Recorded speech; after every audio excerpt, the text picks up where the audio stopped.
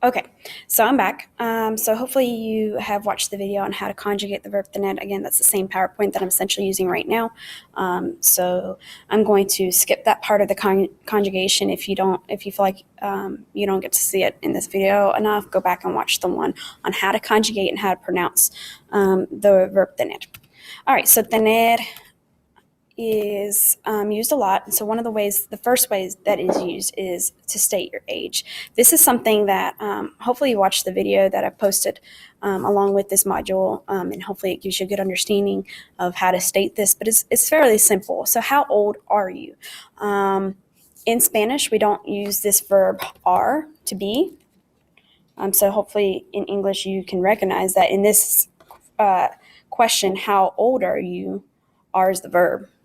All right, so we don't use that to be verb. We don't use ser or estar to state age in Spanish. We use the verb tener. I have 15 years, or I have 16 years. Now, while that might seem awkward, it's very normal for us in Spanish. So the question would look like, ¿Cuántos? 1, 2, 3, 4, 5. ¿Cuántos años tienes? ¿Cuántos? 1, 2, 3, 4, 5 años tienes? The response, if depending on how old you are, and I made this PowerPoint a few years ago. I'm 30 now, but let's just say I'm 26. All right, for kicks. ¿Cuántos? 1, 2, 3. ¿Cuántos años tienes? For responding, yo tengo 26 años. Yo tengo 26 años. All right, well, moving on. When you want to ask about somebody else. Now, we don't want to always have the subject talking about ourselves, right? So you want to ask about a brother or a sister. ¿Cuántos? 1, 2, 3, 4, 5. ¿Cuántos años tiene tu hermana? Mi hermana tiene 29 años. Mi hermano tiene 29 años.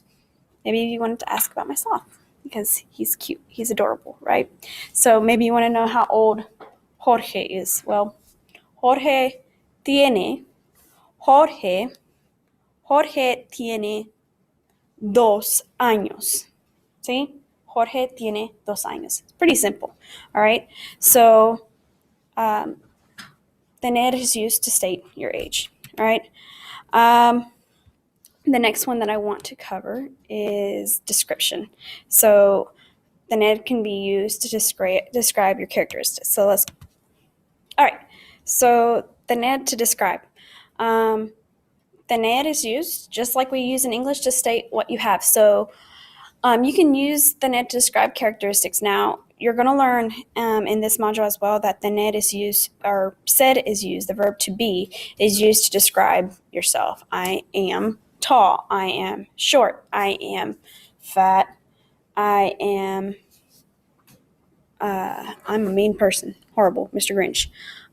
So while we do use the verb to be to describe our characteristics and our personality traits, we can also use the tener to describe our characteristics, just like we do in English. Well, you would say, I am tall. You wouldn't say, I am long hair, right? I have, yo tengo pelo largo, right? In this case, I have really short hair. See, really short hair. So, yo tengo pelo corto, okay? So tener is used to describe your characteristics. So you could say, I have green eyes, or I have brown eyes. So in Spanish, again, the biggest thing that you're going to learn with the verb tener and when you're talking about characteristics is formatting those sentences. So in English, it's I have, and in Spanish, it's I have. So if you'll look at it, it's ellas tienen. And then you want to say blonde hair. And the word for hair in Spanish is pelo. So we're saying hair and then blonde. All right. So what I want you to note about this, the difference is that we put the noun before the adjective. That's something different. That's probably the only difference here, is that in Spanish, if you're describing something, so in this case, we're describing hair, you're going to put the adjective, what kind of hair, behind the word hair. So pelo rubio, you would say rubio pelo. All right. Ellas tienen, All right, that same syntax that we do in English. Ellas tienen ojos, ojos, and then cafés. So eyes brown instead of brown eyes.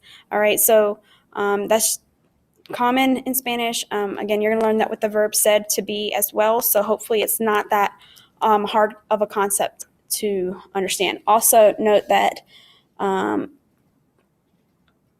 your adjectives should agree with your nouns. And I think that I made that mistake here where I did not make that. So make sure that yours do.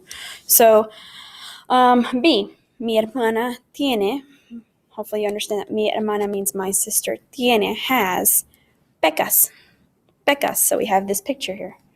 Tienen pecas. Ella tiene pecas. Okay? So ella tiene pecas. Ellas tienen pelo rubio. Ellas tienen pelo rubio. All right? So that's the net in a nutshell of age and characteristics. All right, so we'll keep learning about the NED throughout the weeks, and hopefully you'll be able to use this in your family album. Bye.